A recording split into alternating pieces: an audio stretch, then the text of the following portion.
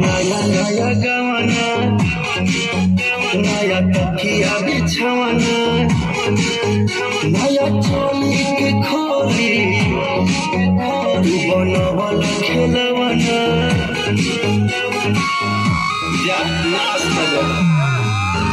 हमर नया नया गवाना नया तकिया बिछावाना नया चोली के